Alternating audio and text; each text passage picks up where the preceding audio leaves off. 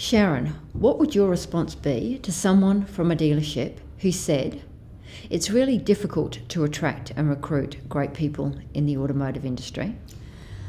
Well, what I would say to that is I think that certainly in the automotive industry we do struggle with that, and we really have an opportunity to be better. And certainly at our dealership we've had problems, and when we really drilled down and looked what was contributing to it, we found that our biggest problem was our unconscious bias.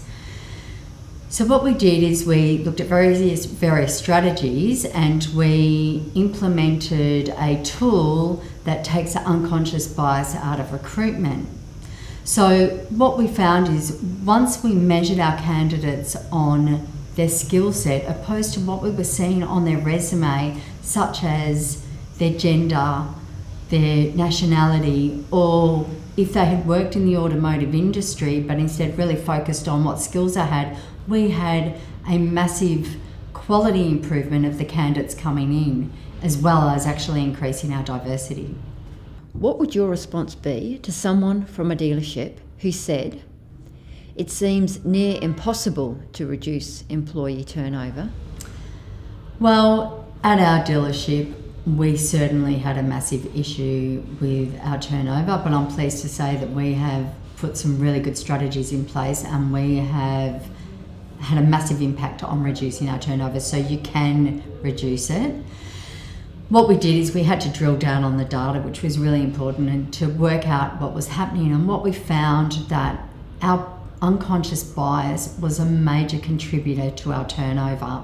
And an example of that is if we advertised for a sales consultant role and we received a resume and you had worked as a salesperson, you were pretty much guaranteed to get the role.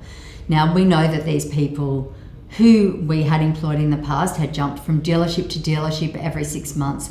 They had a massive negative impact on our NPS, and they weren't the right people. Once we started measuring our candidates on their actual capabilities, what we found is that we reduced our turnover because these people were far suited for the roles, which had a great and positive impact on our bottom line. What would your response be to someone from a dealership who said, "Retaining top employees is a real challenge in this industry"?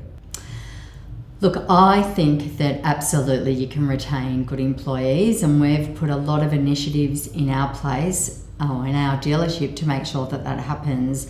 We have employee engagement surveys where we look at issues that affect our employees and we make sure we address them. But we do other things like we educate our employees about the importance of diversity. When we specifically recruit women into roles, we make sure that there's support network groups for them so they feel supported. And we also make sure that we have more than one woman in a role, because it makes it quite difficult if you just have that one woman. They can feel quite isolated, and it's had a great impact on our business. But more importantly, the impact that it's had on our culture has been quite astounding. So we now, in our workshop, I'm so proud to say, have 3 women in there.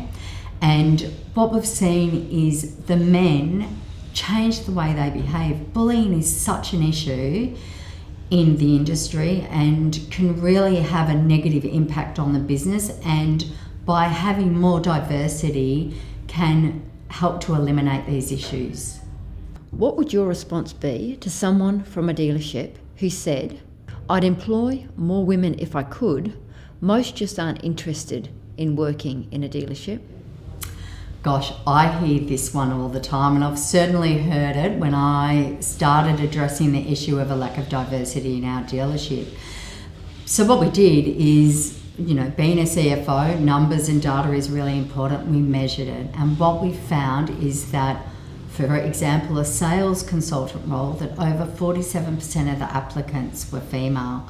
But because of our unconscious bias, they would not get the opportunity to be interviewed. So once we put in blind recruitment and started assessing on capabilities, what we found was that women bubbled to the top along with men.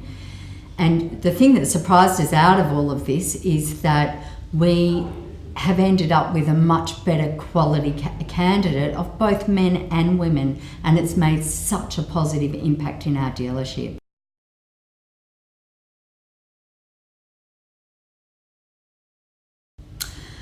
I think for women who work in the automotive industry, if they have a hard time, it's because of the support that they're getting from their management.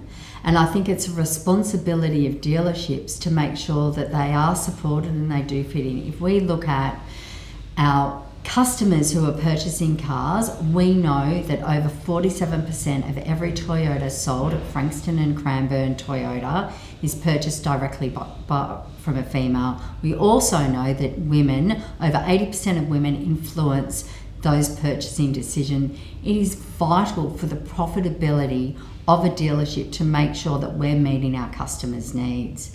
And the one thing is that we quite often hear through studies is that women saying they feel intimidated walking into dealerships because of its prevailing male dominance. We know that we can recruit women. We know by using certain tools that we can get them into the dealership.